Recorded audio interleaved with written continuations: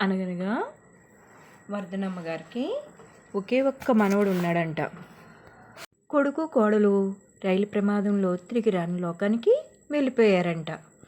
అప్పటి నుంచి వర్ధనమ్మ గారు మనవడు వెంకటేష్ని కళ్ళల్లో పెట్టుకుని చూసుకుంటుందంట.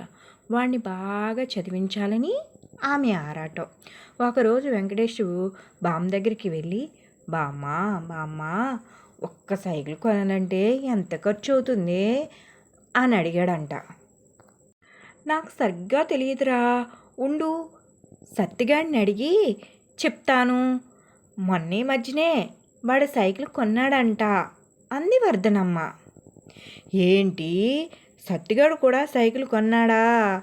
బామ్మ, నా ఫ్రెండ్ కామేశం కూడా కొనుక్కున్నాడే, నాకు కొనవా అని అడిగాడు అంట.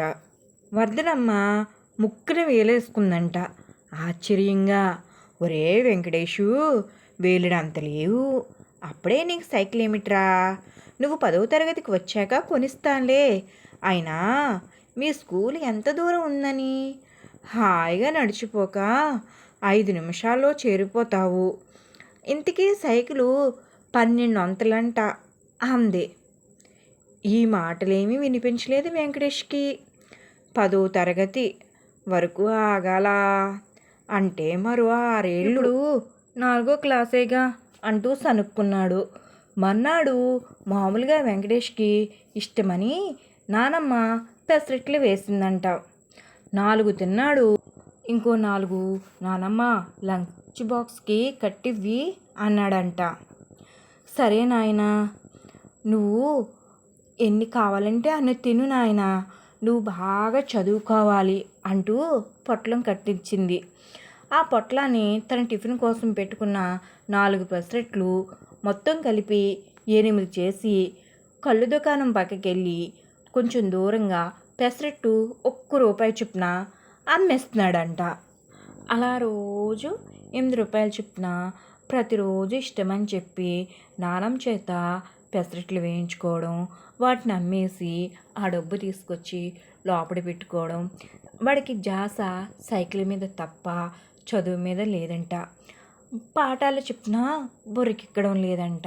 వెంకటేషు రాత్రి కూడా అన్నం సరిగ్గా సహించకపోవడం వల్ల పొద్దున్న మధ్యాహ్నం 4 పెసరట్లు తింటున్నాడు కదా, ఏదైతేలే అన్నం సరిగ్గా తినట్లేదేమో అనుకుంటూ ఉందంట నాయనమ్మ. సరిగ్గా 5 నీళ్ళు నిండేసరికి వాడికి గల్లా పెట్టి నిండిపోయిందంట. 12 వందలు పోగయ్యాయంట. కామేశానికి చెప్పి వాళ్ళ నాన్నగారి ద్వారా సైకిల్ కొనమని బామ్మకి ఆశ్చర్యాన్ని కలిగించాడంట. రాత్రి వెంకటేష్ విపరీతంగా కడుపు నొప్పి వచ్చిందంట. బాధతో చుట్టుకుపోయాడంట. వర్ధనమ్మ సత్తిగాడి సాయంతో హాస్పిటల్కి తీసుకెళ్ళిందంట. డాక్టర్లు పరీక్ష చేసి తిండి సరిగ్గా తినడం లేదు వీడు, బాబుకి అలసర వచ్చింది అన్నాడంట. వాడేం తింటున్నాడో విడమర్చి చెప్పింది బామ్మ. డాక్టర్ నమ్మలేదు. రక్తం కూడా ఎక్కించి ఏవేవో ఇంజక్షన్లు మందులు ఇచ్చారంట. ఇలా జరిగినందుకు చదువు అటుకెక్కిందంట. ఆరోగ్యం కుదుట పట్టడానికి చాలా టైం తీసుకుందంట. పైగా బామ్మ దగ్గర అబద్ధాలు చెప్పిన సంగతి, కొల్లిపాక దగ్గర పెసరెట్లు అమ్మి డబ్బులు ఎలా సంపాదించుకున్నాడో అందరూ కథల కింద బామ్మకు చెప్పేసరికి బామ్మ తట్టుకోలేక ఒక్కసారిగా కుప్పకూలిపోయిందంట.